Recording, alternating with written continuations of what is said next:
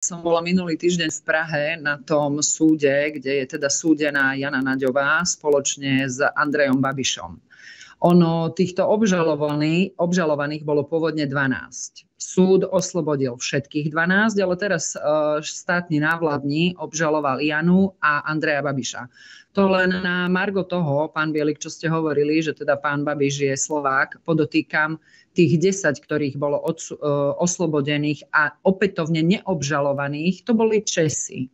Na lavici obžalovaných sedí Jana Naďová a Andrej Babiš, obaja Slováci. Takže môžeme si myslieť, môžeme hovoriť o tom, že to je zo strany Českej republiky ako keby útok na Slovákov, pretože takto to môže vyzerať.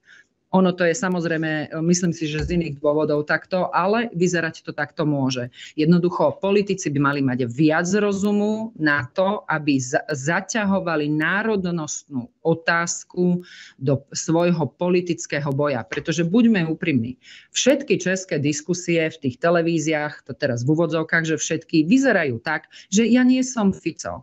A každý jeden moderátor sa považuje za povinnú jazdu spýtať sa na to, čo robil alebo nerobil Robert Fico. Tak chcela by som podotknúť ešte raz pre každého jedného. Robert Fico je predsedom vlády Slovenskej republiky. Každý jeden občan Slovenskej republiky, bez ohľadu na to, či Roberta Fica má rád alebo nemá rád, si má byť vedomý, že nejakí v televízii random politológovia sa obúvajú do predsedu vlády Slovenskej republiky, ktorá bola vykreovaná, táto vláda, po demokratických parlamentných voľbách a ktorú vymenovala prezidentka Zuzana Čaputová.